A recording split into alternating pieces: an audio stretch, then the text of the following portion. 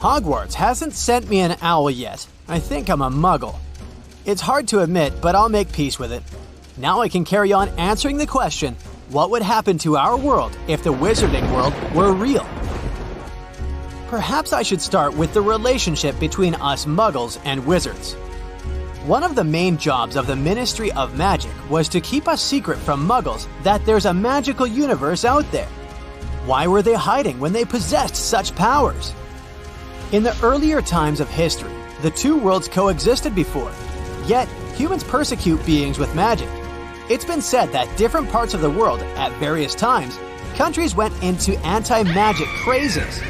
They threatened and acted upon it to destroy every magic-using person in their communities.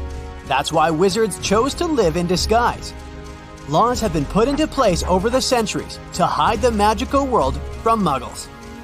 Here we need to look at the first and most important step, the International Statute of Wizarding Secrecy prepared in 1692. The statute says that the enchantment of Muggle artifacts is against the law. Underage wizards aren't allowed to use magic outside the school, and any revelation of magical ability to the Muggle community is forbidden. The Ministry of Magic monitors rules. The ministry even has a branch called the Obliviators. They are dedicated to ensuring that magic remains unknown by Muggles.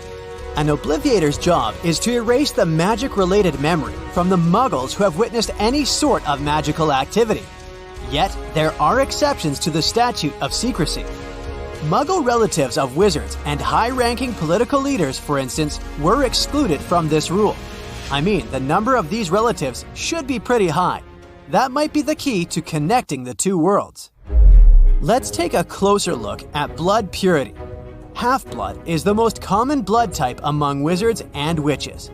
Half-blood beings have both magical and Muggle ancestors in their family trees. Then there are Muggle-born wizards and witches, whose parents are Muggles. They consist of about 25% of the whole wizarding community. What do these numbers say to us? Many people in society should know about magic from their relatives. Now let's put all these clashes and secrecy between two worlds behind and see how things would be if we acknowledged each other's existence. It would indeed be a profound and transformative thing. Many wizards have an inexplicable lack of knowledge when it comes to Muggles. They're clueless about how Muggles live, use, mass-produce items, and so on. Hermione says her parents are dentists to Professor Slughorn, and he asks whether it's a dangerous occupation or not. That's one example out of many. So, one new career branch would be to educate people about the Muggle world.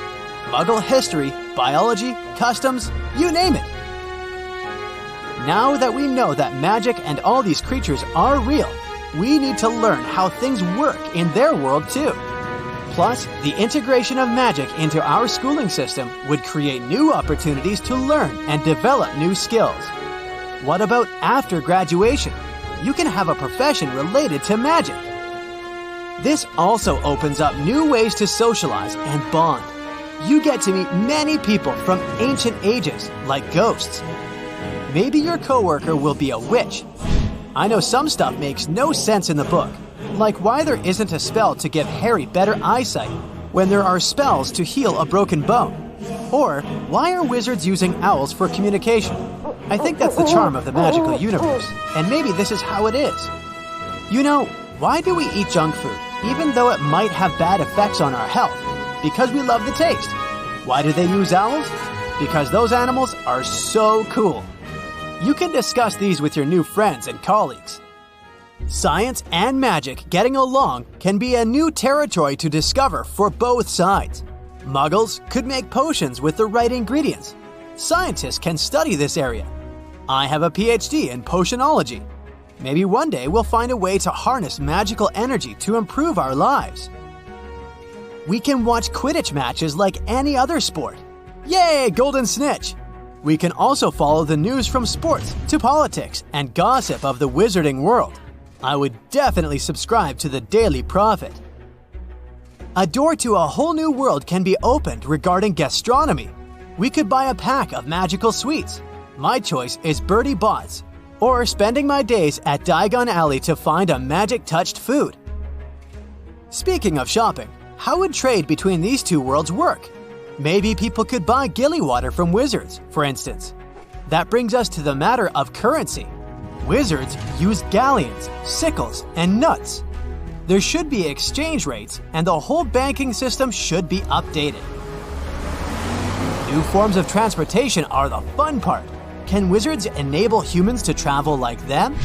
Maybe we can't use broomsticks, but can we get our share with apparition? No pollution, no traffic jams? We can pay money in return, or, I don't know, produce some stuff for them. Portkey or vanishing cabinets also sound very useful. I don't know if wizards are willing to help us on this one, but hopefully they will.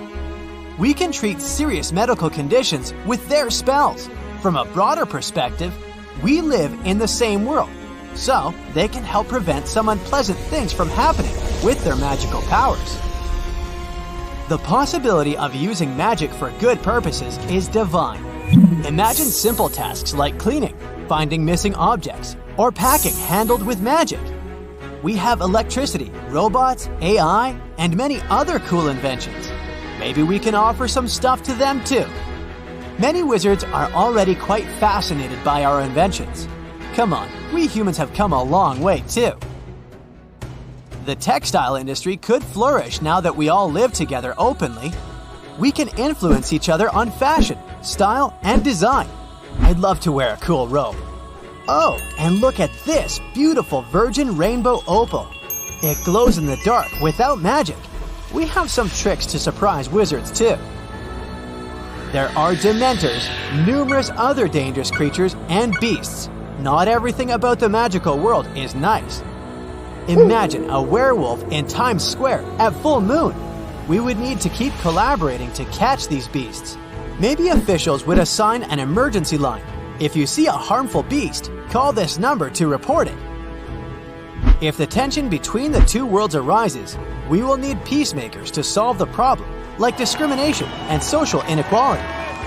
Having some problems makes sense because Muggles may fear wizards because of their power. On the other hand, wizards may fear things would go back to what it was in history. Muggles have more reason to fear though. There are tons of spells and unspeakable curses. Think of memory charms, polyjuice potions, hexes. There should be serious laws to prevent the negative consequences of these. Avada Kedavra, and you're out. Grangers are a good example of how things can go, sadly, for Muggles. When Hermione got accepted to the school, they progressively lost connection with their only daughter. In the end, they completely lose their daughter's memory. Surely it's not fair for both sides. Hermione has to live with the fact that her parents forget their entire lives together. Don't go grim. We can have protective spells, counterspells, and many other options to live in a better world. Yet, I would be extra careful about what I eat and drink. It can contain stuff like the love potion or Veritaserum.